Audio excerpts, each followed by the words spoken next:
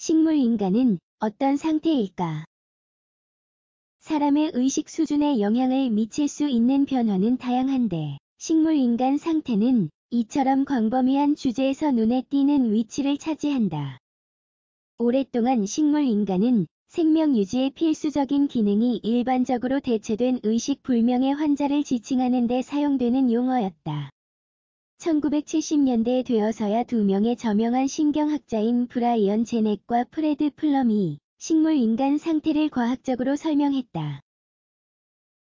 그 이후로 전문가들은 다양한 각도에서 식물인간 상태를 분석하는 여러 논문을 발표했다. 실제로 일부 논란은 여전히 논의 중이다. 이 글에서는 식물인간 상태에 대해 알아야 할 가장 중요한 측면을 설명한다. 식물인간 상태란? 이해에 도움이 될 수 있도록 제어하는 기능에 따라 뇌를 다음과 같은 두 부분으로 나누고자 한다.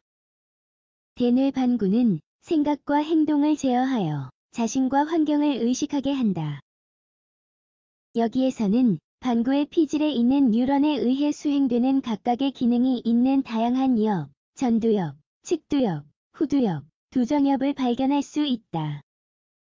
시상 및 시상압으로 구성된 간뇌와 뇌간은 생명 유지의 필수적인 기능을 제어한다. 여기에는 수면 각성 주기, 체온, 호흡, 혈압, 심장 박동수 등이 포함된다. 뇌의 이 부위는 원시적 뇌이다. 식물인간 상태는 오랫동안 이어지는 장애이며 뇌반구가 작동을 멈출 때 발생한다.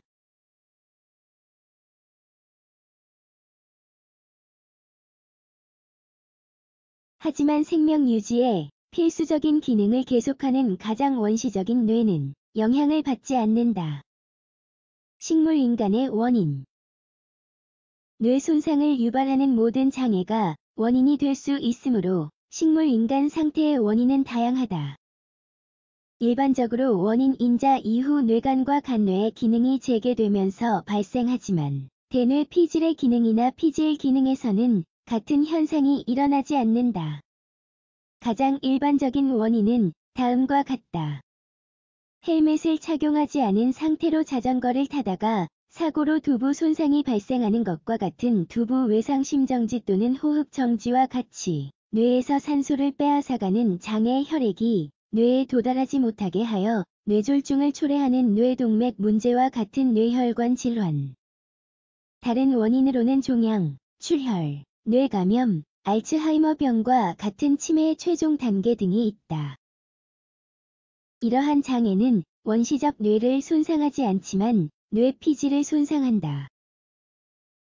식물인간은 어떤 증상을 보일까? 식물인간 상태의 환자는 다음과 같은 증상을 보일 수 있다. 이로 인해 환자의 의식이 있다고 생각할 수 있다. 눈을 뜨는 행위를 할 수 있다. 눈을 감고 있는 수면 시간과 눈을 뜨고 있는 수면 시간이 번갈아 가며 나타날 수 있다. 숨을 쉬거나 씹거나 빨거나 기침을 하거나 구역질을 하거나 삼키거나 소리를 낼 수 큰 소음과 같은 강한 자극에 반응할 수 있으며 때로는 웃거나 얼굴을 찌푸린 것처럼 보이기도 한다. 하지만 원시적 뇌는 의식 없이 이러한 반응을 수행한다. 이는 모든 인간에게 있는 무의식적인 반사작용의 결과이다.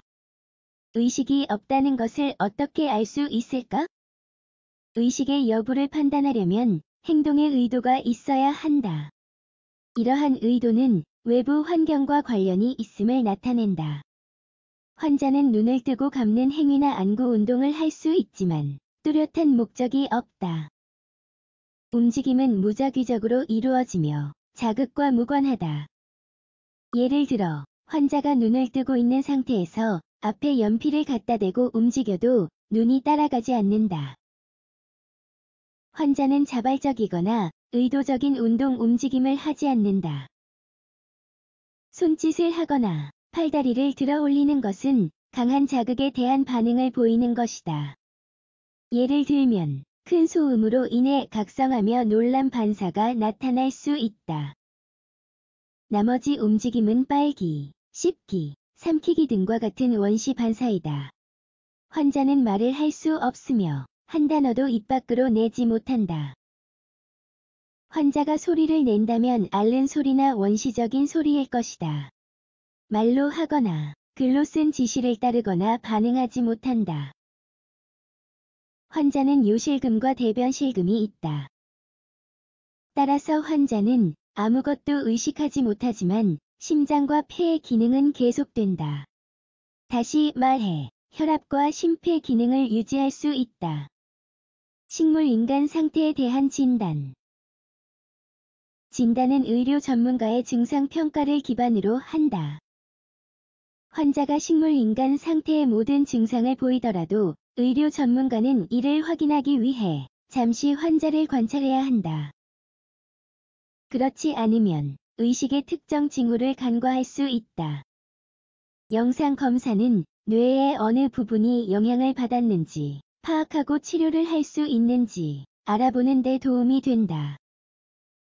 의식 여부를 확인하기 위해 의사는 기능적 자기공명 영상법 fMRI 또는 뇌전도 EEG와 같은 검사를 선택한다. 안타깝게도 이러한 검사로는 환자의 의식 수준을 감지할 수 없다.